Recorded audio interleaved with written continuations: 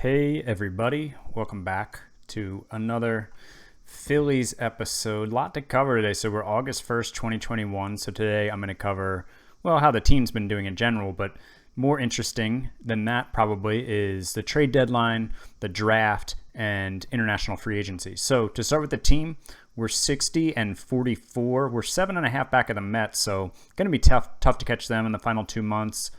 But wild card, we're leading the NL wild card. We're 3 games up on the Braves, who have a game and a half up on the Cardinals, and then the Giants are a half game further back than that. So looking kind of like a 4-team race here for the wild card, and we're on top right now. Expanded standings wise, still not a great picture, but we're +5 on our Pythagorean, which is 55, and 49 plus 28 run differential, which is much better than we were. At one point, our run differential was -2, but we were still trucking along in the first wild card. So some improvement there, but still overachieving. But we've banked 60 wins. We'll take it. And just in terms of how the team's performing, pretty middle of the road still on most offensive stats. 8th in runs scored. We're 7th in OPS. We are 8th in home runs. Runs allowed, we're 7th. Bullpen ERA is 2nd. The bullpen's been really good. Starter ERA, we're 10th. And defense, we're 6th and 9th in efficiency and zone rating, 8th in BABIP. You can see June was pretty rough. We went 9 and 14. We went 28 and 8 in May, 9 and 14 in June, and then 16 and 10 in July. So June was pretty rough, but we've turned it around some. So let me show you the trades that we made. We made 4 or 5 trades here. Again, trade block only.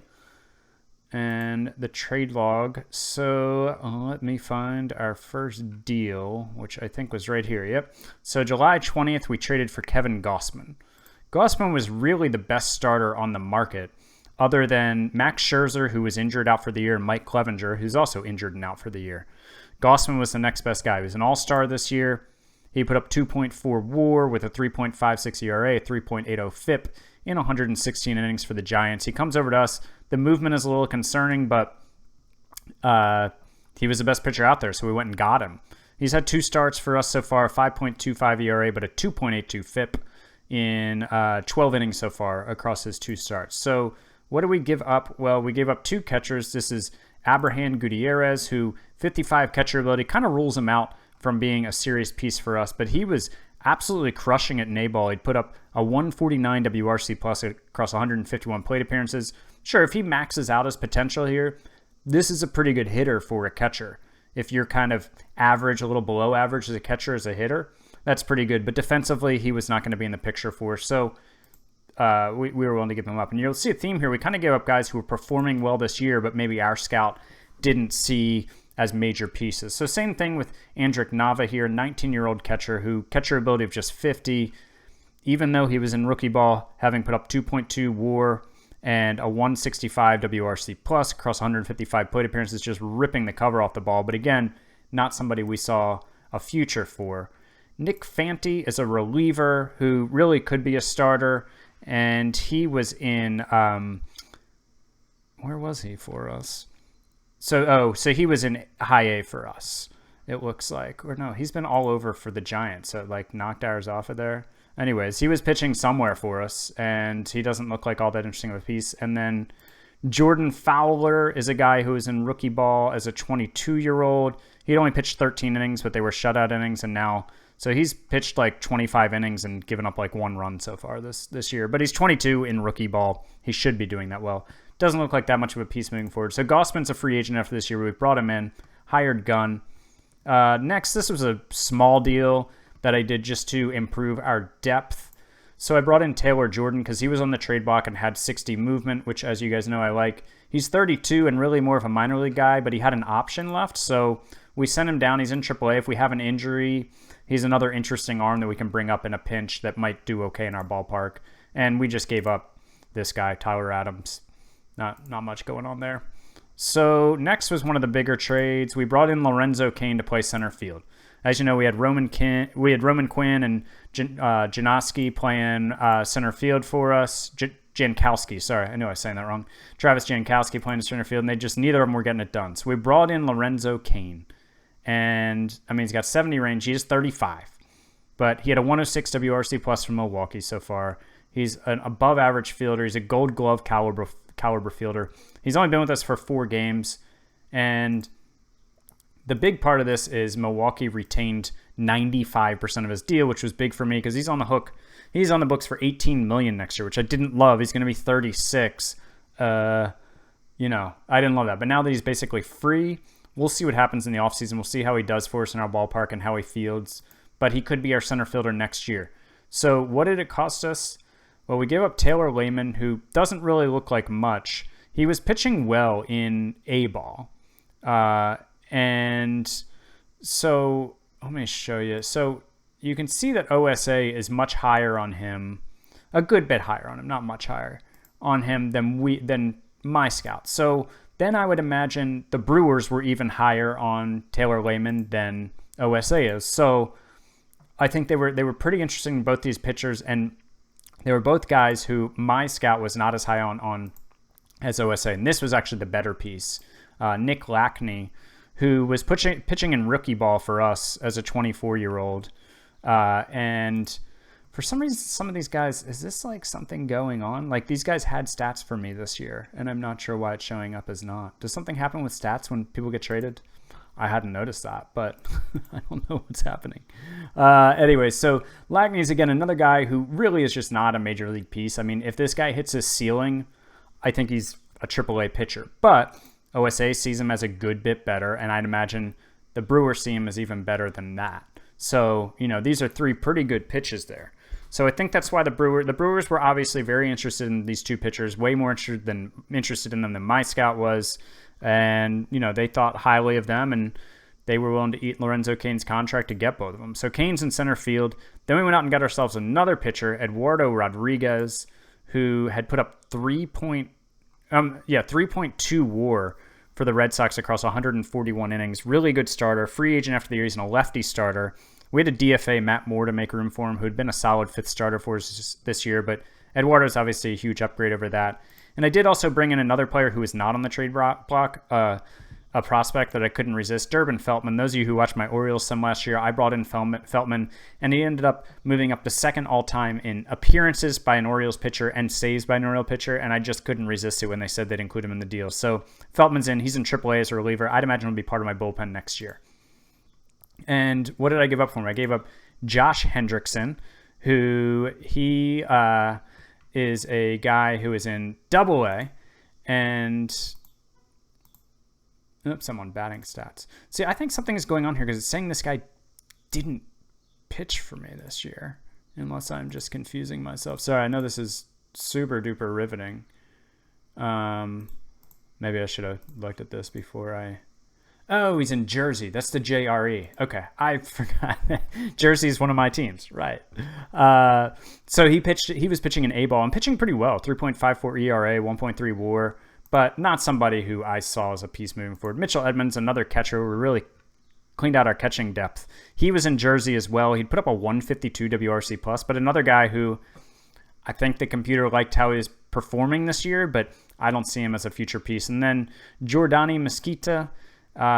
Looks like if he could get some control, he might be a decent pitcher, but he was in AA for me, and he had put up a 2.59 ERA as a starter, but he was walking 5.5 guys per 9. So, you'll notice a theme here is most of the guys that I gave up were guys who were having very good statistical years, but my scout didn't really see as major league pieces moving forward. So hopefully my scout will prove to be right. And then last we brought in Brad Hand, and Hand is a left-handed reliever. This allowed us to send Ranger Suarez, who was just kind of like an average major league reliever. He's our 2nd lefty in our bullpen. Allowed us to send him to the bullpen. Hand was closing for the Nationals. Brad protein shake Hand. And so Hand is having a solid year with a 3.68 ERA, 3.65 FIP, 22.1 strikeout to walk percentage. And I threw in another prospect, really a nothing prospect with this contact and avoid Ks, but he's in, and he's in high A for us. Izzy Wilson. I don't see anything coming for him, but we gave up basically nothing. They were willing to give away Hand for basically nothing. Ethan Ivanko, who looks okay here with the ratings, but he's 26. He was not pitching well in high A ball. And so those are the trades that we made. So again, we brought in 2 starters in Gossman and Eduardo Rodriguez. We brought in Lorenzo Cain to play center field, and we brought in Brad Hand as a lefty out of the bullpen. So now just to show you kind of what the team looks like and who's been doing what, you can see Cain's in center. Jankowski is backup outfielder now, and we did DFA Roman Quinn. So that happened. And in terms of WAR, I mean, it's actually sorted by WRC+. So Real Muto's leading the way. McCutchen has been on fire the past month or so. Torreyes is still doing great on part-time duty. Segura and McCutchen have really come on super strong lately. Hoskins a solid year. Miller's been good. Bryce Harper has finally turned it around some. It's up to a 104 WRC+, which is, again, pretty disappointing for him. But he's got 13 homers. He's got his strikeout percentage down to 25.7. You can see kind of by month here with batting splits. His slugging, he was 353 in May, then 325, and then the last 2 months, 462 and 495. So he's started to heat up, which we need. Man, do we need him to heat up even more. So Harper's heated up. Bohm has really cooled off. He's around league average. Gregorius right around league average. And then Jankowski and Knapp are the two guys who are well below league average as hitters. But I don't love how right-handed the lineup is. Other than that, I feel like we have a really good offense, and I feel like our defense has improved with Cain. Don't love Didi as our shortstop or Bohm at third. But I think this offense is pretty good. And if Bryce could come on strong, I think it could be a great offense. Pitching-wise, Gossman and Eduardo are in the rotation. Nola's still having a great year. He's at 3.4 WAR, so he's on pace for 5.3 WAR. He's got a 3.49 ERA and a 3.47 FIP, and he's just pitching great. And so then Eflin has been strong. He's up to 1.5 WAR. His ERA and FIP are now exactly league average. They were well below before that. He's come on strong. Zach Wheeler still struggled. Eduardo hasn't pitched for us yet. Vince Velasquez had really struggled, man. Like in June, his numbers were just, he started to improve some, but you can, I mean, just look at it. I mean, in June, he had a 9.17 ERA. In July, he had a 6.82 ERA. So he's in the bullpen. He was just really bad. Bard, Neris, and Barnes have take turns at closer. They all seem to struggle when they're in the closer role for some reason. Bard's been better. I don't love him being in the closer role because he's arbitration eligible and it could drive up his cost. Right now he's at $3.4 million, but he's successful so far. Hand was the closer in DC, but now he's a middle relief for us just because Jose Alvarado with his 1.91 ERA and 2.96 FIP, he's pitched so well for us, I didn't want to bump him out of the role. But I feel like this bullpen's really deep. I mean, Bard, Neris, Barnes, Alvarado, Bradley, Hand is really, I mean, that's a pretty good bullpen. I feel like all those guys have back end of the bullpen abilities. And then Williams, Velasquez, and Anderson. Chase Anderson actually made the All-Star team for us, funny enough. And so that's what the club looks like now. So let me show you what we did for the draft and for international free agents. So for international free agents, we did not sign anybody, which is a huge bummer because international free agents are a great way to get a top prospect. And it's different this year. You can't just be the first to offer a guy $5 million, you automatically get him. So for those of you who haven't played the game, you can spend up to the default settings are you can spend up to $5 million per year on international free agents. What I would do is I'd go out on the first day, I'd offer the best prospect $5 million, and I'd be the first guy to offer to him, and he'd sign with me. This year, they don't do that. So the first guy I offered $5 million to was Hector Camacho, who looks like a really awesome hitting prospect. Still only 17, but good work ethic, a leader. I was super excited to get him, and he preferred to go to the Nats for $5 million. So he was really the one stud I wanted, but I ended up offering $5 million to 3 other players.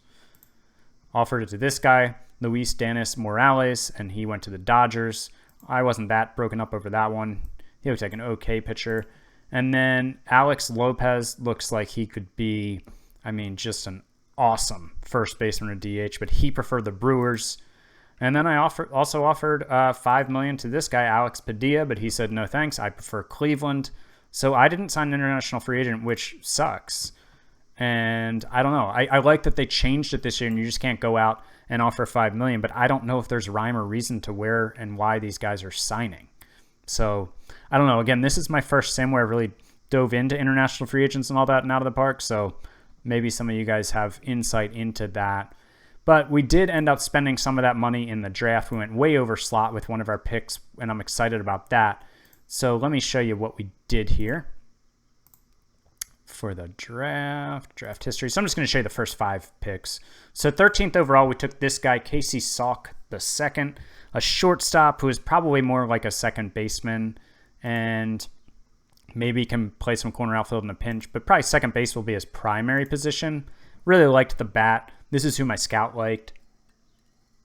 We'll see. He's only 18. I drafted a lot of high school guys. It was a high school heavy draft. He's a fly ball hitter though, pulls the ball, and if he develops, he could be a really good middle of the order bat.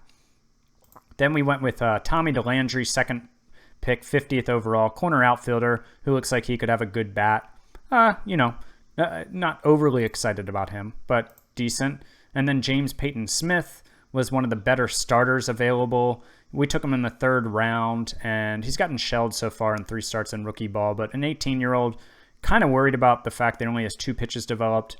As you know, pitches sometimes don't develop very well and out of the park, but we'll see. Maybe this curveball will come along. Hopefully, we need him. We need him to do that. Also, he's just going to be a reliever. And then we picked up Irvin Weems III, who looks like a good corner outfield bat. Again, if you've watched my other sim or my drafting tutorials, I really like to get guys who can play middle of the diamond, short and center especially. And obviously those guys are hard to come by in a draft, right? When you're picking in the 4th round, guys who can hit like this, who can play premium positions are just not there anymore. Those guys are gone early. So Irvin Weems II, good bat. And then this was the guy who went way over slot on Rock Riggio, who looks like maybe he could play center field. He's got a 65 range, which I prefer 70 or 75, but he could be a Gold Glove corner outfielder. He might be able to be a decent center fielder. And look at this bat for the 5th round. Really excited about this. He was projected to go much higher, I believe, but he was rated as impossible to sign because he wanted to go to college.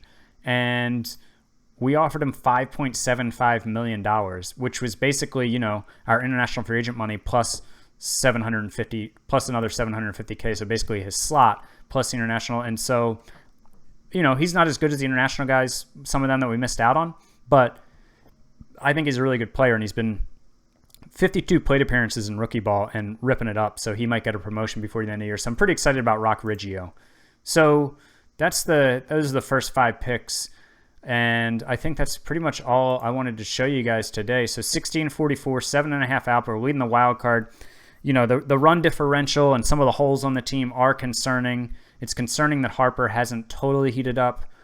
Because the numbers do say we've been overachieving. And if we hit a cold streak for 2 or 3 weeks, it could get ugly quickly with how close this is. So, but hopefully those reinforcements brought in with Kane and Rodriguez and Gossman in hand will allow us to take the Phillies to the postseason. So I'll be back with an update next time. And you guys, in the meantime, make sure you go buy those Lorenzo Cain jerseys, and talk to you soon. Thanks, as always, for watching. Bye.